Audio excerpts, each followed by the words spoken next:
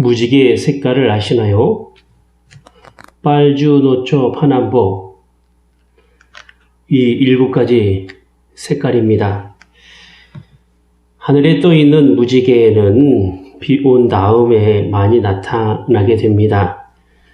공기 중에 있는 물방울에 빛이 반사되어 나온 색이 바로 무지개색 7가지가 되는 것이지요. 평상시에는 빛이 색으로 나타나지는 않습니다. 하지만 이렇게 무지개를 통해서 빛에는 여러 가지 색으로 존재하고 있다라는 사실을 보여주고 있는 것이지요. 오늘의 말씀은 교회 안에서 행하고 있는 은사와 관련해서 우리가 너무나 잘 알고 있는 사랑의 이야기가 되겠습니다. 흔히 고린도전서 13장을 사랑장이라고 하는 것이 바로 여기에 있는 것이지요. 사랑이라는 하나의 단어에 여러 가지 사랑의 특성을 말씀하고 있습니다. 그래서 오늘 본문으로 사랑에 관련하여 많은 이야기를 하기도 하고 또 외우기도 하고 또 노래를 부르기도 합니다. 그만큼 사랑에 대하여 본문 말씀이 감동을 주기도 하고 심지어 믿지 않는 사람조차도 사랑을 말할 때 오늘의 말씀을 인용하기도 하는 것이지요. 자, 그렇다면 과연 오늘 언급하고 있는 사랑의 이야기가 대체로 사람들이 알고 있는 그저 세상에서 두루 이야기할 만한 그 내용의 사랑이냐라는 것이죠. 소위 남녀 간의 사랑을 이야기할 때 말할 만한 그 내용이 오늘의 말씀이냐라는 것입니다. 우리가 오늘 본문에 나타난 사랑을 접할 때 먼저 알아야 될 사실이 무엇이냐면 사랑은 교회 안에서 행하고 있는 은사와 관련을 가지고 설명을 해야 된다라는 것입니다. 그러니까 은사로서의 사랑이 오늘의 사랑 이야기가 되는 것이지 세상에서 흔히 말하는 사랑의 이야기가 아니다라는 것이죠. 그러니까 사랑은 은사의 한 종류가 되는 것이고 교회 안의 은사는 사람에게서 나오는 것이 아니라 성령 하나님으로부터 나오는 것이기 때문에 사랑의 은사도 하나님에게서 나온다라는 것입니다. 그래서 고린도전서 11장 11절에 이 모든 일은 같은 한 성령이 행하사 그 뜻대로 각 사람에게 나눠 주시느니라 했던 것입니다. 성령님께서 인간들에게 교회를 세워가며 또 교회가 하나가 되기 위한 은혜의 방편을 주신 것이 바로 은사가 된다라는 것입니다. 자, 그런데 고린도전서 12장 31절에는 이렇게 표현을 하고 있습니다. 너희는 더욱 큰 은사를 사모하라. 내가 또한 제일 좋은 길을 너희에게 보이리라 했습니다. 자, 여기에서 말하는 더욱 큰 이라는 헬라어 메이조나의 원형이 바로 메가스라고 하는 건데 이 메가스는 더 높다 혹은 중요하다라는 의미를 사용하고 있습니다. 즉 제일 큰 은사를 사모하는 것에 있어서 사랑을 이야기하고자 하는 것인데 그 사랑이라는 것은 은사 가운데 제일 크다라는 개념보다는 넓은 차원에서의 은사 혹은 중요한 은사를 사랑으로 표현함으로써 모든 은사의 근원이나 혹은 가장 중요한 은사가 바로 사랑이 된다라는 사실을 이야기하고 있는 것입니다. 그러므로 여기에 등장하는 사랑은 모든 은사의 근원이 되고 모든 은사의 원동력이 되기도 합니다. 정리하자면 사랑의 은사라는 것이 여러 가지 은사 중에 하나라기보다는 모든 은사를 나타냄에 있어서 핵심적인 요소고 또 중요한 원리로서 존재하고 있다 이렇게 말할 수 있을 것입니다. 그런 점에서 볼 때 사랑의 은사는 모든 은사를 더 탁월하게 나타낼 수 있는 은사고 더 풍성하게 드러나게 하는 은사고 더 좋은 길을 가게 하며 더 분명하게 나타내는 없어서는 안 될 은사가 된다라는 것입니다. 그래서 사랑이 없는 은사는 교회를 세워가며 교회를 하나가 되게 하는 일에 쓰임을 온전하게 받을 수 없게 되고, 사랑이 없는 은사는 하나님과의 인격적인 교제 가운데 나타나는 은사로 활용하기가 매우 어렵게 되는 것입니다.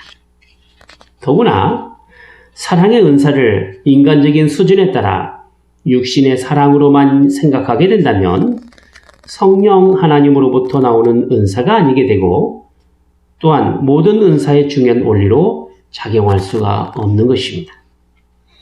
그러한 점에서 볼 때 은사를 통하여 자기 자랑과 그리고 인간적이고 세상의 것으로 나타내는 교회에 속한 사람들을 향하여 은사를 활용함에 있어서 중요한 우선순위가 바로 사랑이 된다라는 것임을 분명하게 밝히고 있는 것입니다. 자, 그러면 그토록 중요한 은사인 사랑이 과연 어떤 은사이기에 사모하라고까지 이야기를 했을까요? 정말로 세상에서 흔히 말하는 사랑이란 뜻과는 다른 그 무엇이 여기에 은사로 활용할 수 있을까라는 것입니다. 이제 말씀 안에 들어가 보면서 한번 생각해 보도록 하겠습니다. 우선 첫 번째로 사랑의 은사가 얼마나 중요한 것인가에 대하여 1절부터 3절까지 이야기를 하고 있습니다. 오늘 본문 1절에 보면 사람의 방언과 천사의 말, 이것으로 대조하여서 사랑이 없으면 소리나는 구리 그리고 울리는 꽹과리로 대조하여 표현하고 있습니다. 여기 사람의 방언은 일상적으로 사용하는 사람의 언어이고, 또 천사의 말은 도무지 알아들 수 없는 신비한 언어를 뜻하기도 합니다. 그리고 소리나는 구리는 징을 의미하고, 울리는 꽹과리는 귀신을 쫓거나 또 귀신을 불러들이는 도구로 사용되는 악기가 되기도 합니다. 자, 그러니까 제 아무리 통상적인 말과 신비한 말로 그럴싸한 종교 행위를 하더라도 거기에 사랑이 없으면 그저 의미가 없는 소음으로만 들리게 된다라는 것이죠. 여기서 사람의 방언과 천사의 말에 대한 분명한 의미를 우리가 알아볼 필요가 있는데요. 자, 사람의 방언이란 사람이 통상적으로 쓰는 말로 각 나라의 언어를 방언이라고 이야기하고 있고, 또 각 지방의 사투리도 방언으로 사용되기도 합니다. 그러므로 성경에서 말하는 방언이라고 말을 할 때는 각 나라의 언어 또는 사투리 정도로 생각해야 합니다.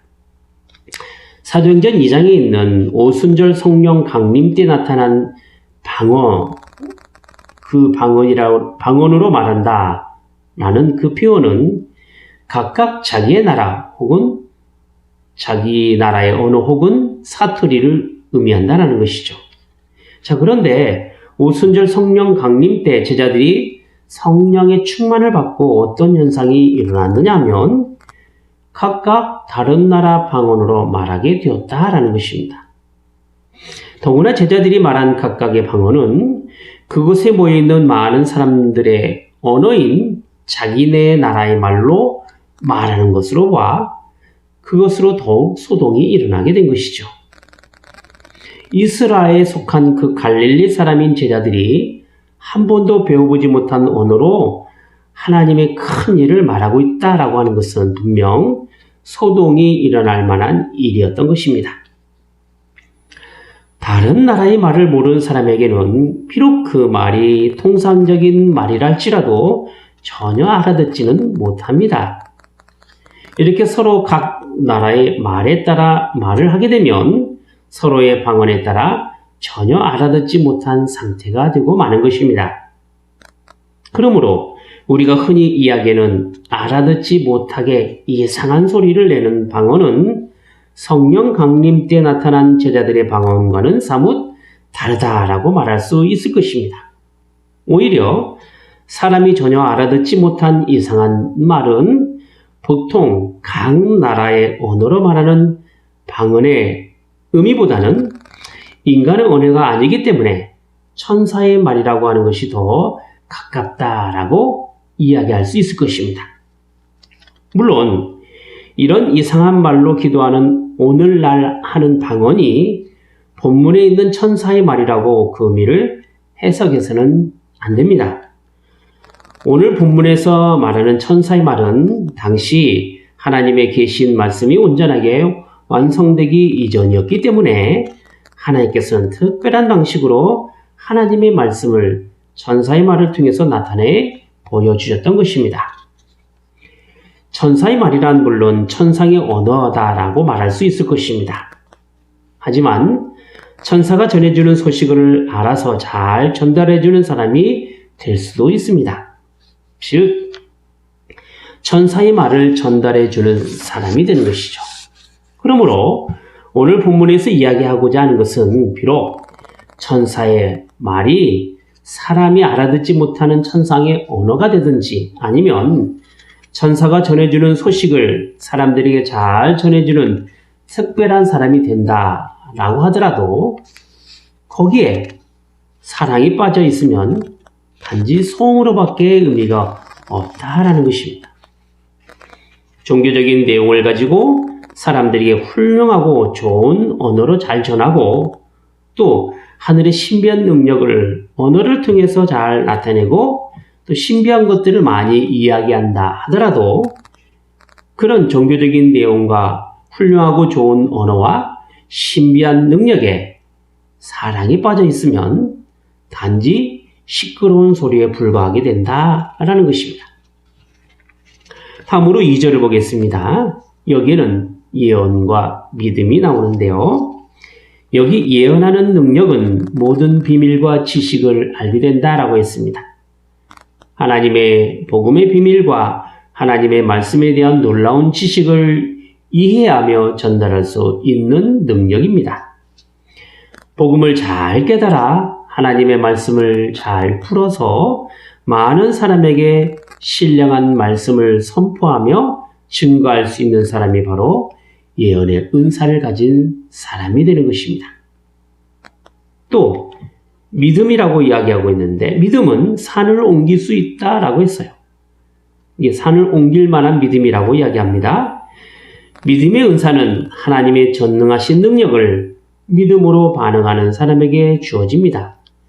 그래서 산을 옮길 만한 믿음에 대하여 예수님께서는 뭐라고 말씀하셨냐면 마가복음 11장 23절에 보면 누구든지 이 산더러 들려 바다에 던지우라 하며 그 말하는 것이 이룰 줄 믿고 마음에 의심치 아니하면 그대로 되니라 이렇게 말씀하셨던 것이죠. 그만큼 불가능을 가능케 하는 능력을 믿음으로 갖는 것이죠. 이렇게 예언의 은사와 믿음의 은사는 하나님의 신비한 비밀과 놀라운 능력을 나타나게 합니다. 자, 그런데 그런 놀라운 능력조차도 사랑이 없으면 예언도 믿음도 아무것도 아니다 라고 말씀하고 있는 것입니다. 또 3절을 보니까 모든 것으로 구제하는 것이 나오고 또 몸을 내어주는 희생이 나오고 있습니다. 베풀어주는 은사는 자신이 가진 소유를 다른 사람에게 나누어주며 도와주는 은사입니다. 심지어 이러한 도움이 자신의 몸을 불사르게 내어 죽이면서까지의 희생의 모습인 것이죠. 우리는 웬만하면 자기의 것을 어느 정도만 나누는 것으로 도움을 다른 사람에게 줍니다. 하지만 목숨을 버리면서까지 몸을 희생한 것이라고 한다면 아무도 할 수 없는 구제의 은사, 나눔의 은사 이렇게 이야기할 수 있을 것입니다. 자, 그런데 이러한 나눔과 희생에 사랑이 없으면 아무 유익이 없다라고 말한 거예요. 자신의 유익을 구한 것이 아니라 상대방의 유익을 구하기 위하여 나타난 행동인데 이것이 아무런 유익이 될 수 없었던 것은 그 도움과 희생에 사랑이 없기 때문이다 라고 한 것입니다. 가난하고 힘들고 어렵게 살아가는 이웃에게 향한 그 자선과 봉사와 희생은 분명 칭찬받아 마땅한 일입니다. 그리고 다른 사람의 목숨을 구하기 위하여 대신 희생당한 이는 의로운 사람임에는 정말 틀림이 없을 것입니다. 그런데 여기에 반드시 있어야 할 것이 바로 사랑이라는 것이죠. 사랑이 없는 것은 봉사도, 자선도, 희생도 아무런 유익이 없는 것입니다. 물론 방언을 하는 것이든 천사의 말이든 예언을 하든 믿음을 가진 것이든 구제와 희생이라는 것이 교회를 세워가는 것의 은혜의 방편으로 사용되는 것에는 성령 하나님께서 그 교회에 주신 것이기 때문에 가능한 일입니다. 당시 고린도 교회에서는 성령께서 주신 그 은사가 필요했던 것이고 하나님께서는 교회의 유익을 위하여 은사를 활용하도록 하셨던 것입니다. 자, 그런데 중요한 것은 그러한 여러 은사가 제대로 된 가치를 나타내기 위해서는 반드시 사랑으로 해야 된다라는 것입니다. 그래서 사랑이 없으면 아무것도 아니게 되고 아무런 유익이 없게 되는 것입니다. 우리가 교회에서 어떤 은사를 활용하고 있든지 간에 그 은사가 사랑으로 이루어지게 될 때 그 은사의 가치와 중요성이 더욱 분명해지게 되는 것입니다. 결국 사랑으로 하지 않는 것은 그 어떤 것도 은사에 대한 가치와 의미를 둘 수가 없는 것이지요. 자, 두 번째로 우리가 알아볼 것은 사랑이 가지고 있는 본질적인 특성이 무엇인가 하는 것입니다. 4절부터 7절까지의 말씀인데요. 우리가 너무나 잘 알고 있는 내용입니다.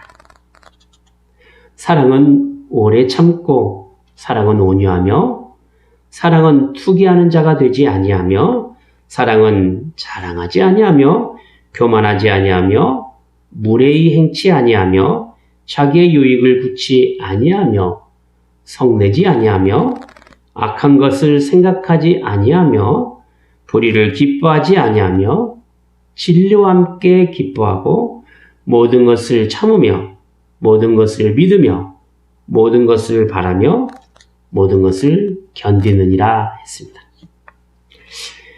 자, 이 내용은 서로 사랑하는 사람에게 향한 이야기로 많이 알고 있지만 우리가 알아야 할 사실은 이런 일반적인 사랑의 이야기가 아니다라는 것이죠.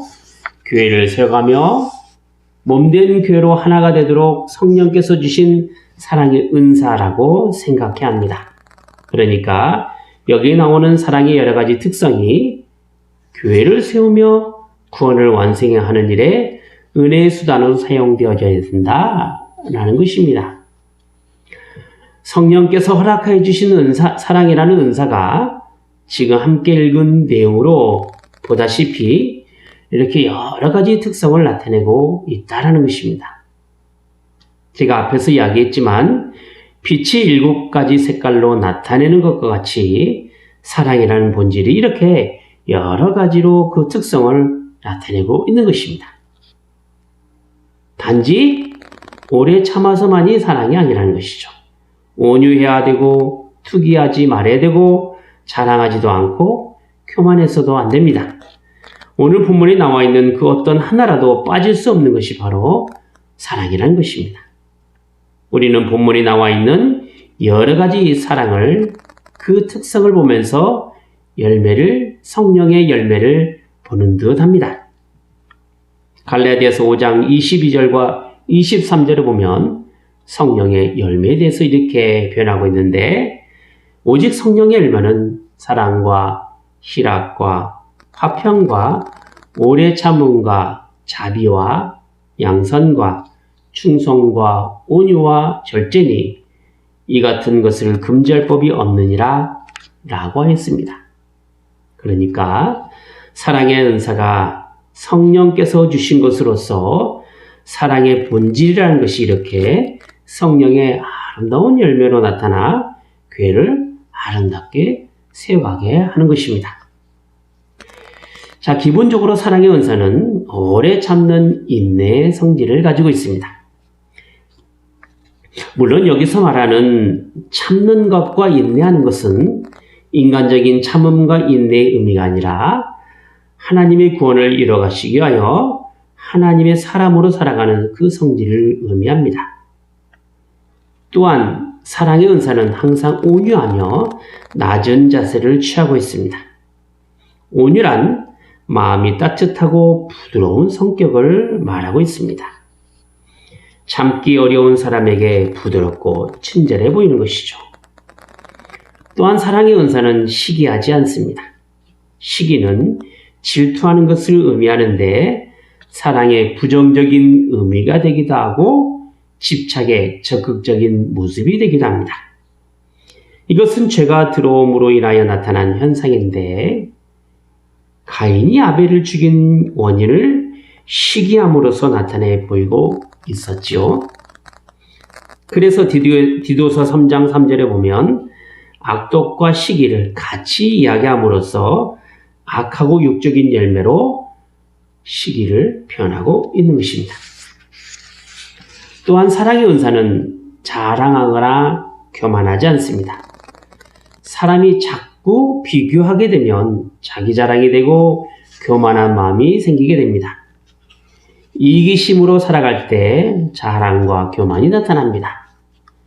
남을 먼저 생각하고 자신이 낮아지면 자랑이 없고 교만하지 않게 됩니다. 또한 사랑의 은사는 다른 사람 앞에서 무례하지 않고 자신의 욕심을 구하지 않습니다. 남을 자신보다 못하게 생각하거나 함부로 할 수 있는 상대로 여기게 되면 대체로 무례한 행동이 나오게 됩니다. 이런 천박한 우월주의는 교회를 세워갈 때 큰 걸림돌이 됩니다. 교회는 어떤 누구라도 위에 있거나 우월한 존재로 있지 않습니다. 단지 교회의 각양 은사에 따라 하나님께서 세워놓은 질서로 서로의 위치에서 존재하는 것이지 모두가 하나님 앞에서 인격면에서 동등하고 믿음 안에서 형제 자매가 되는 것입니다.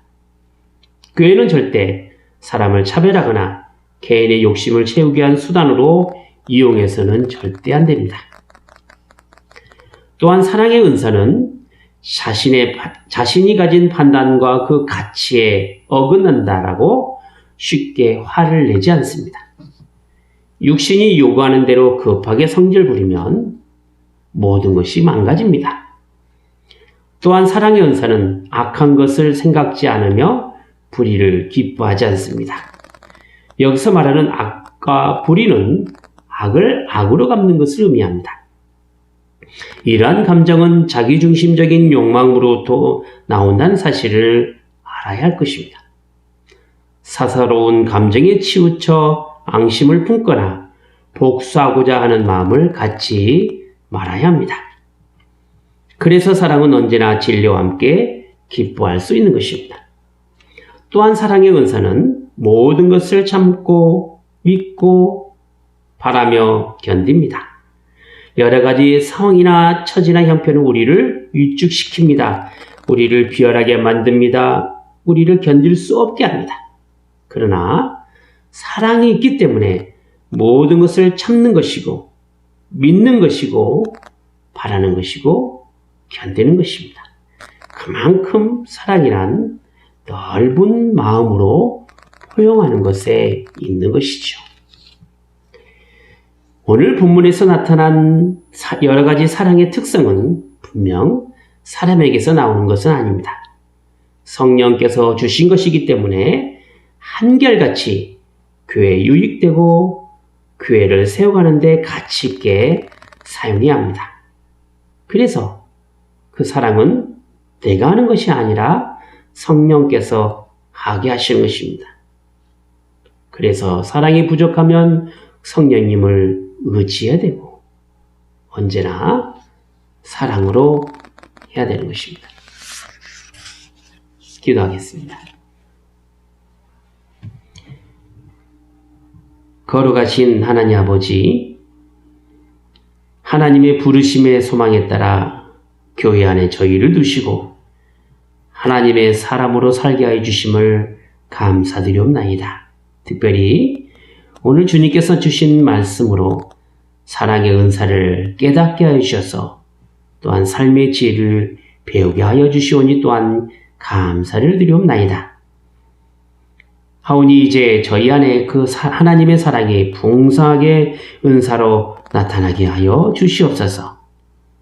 성령의 열매가 사랑으로 나타나서 교회를 아름답게 세워가게 하시고 구원의 풍성함을 온전히 누리게 하여 주시옵소서.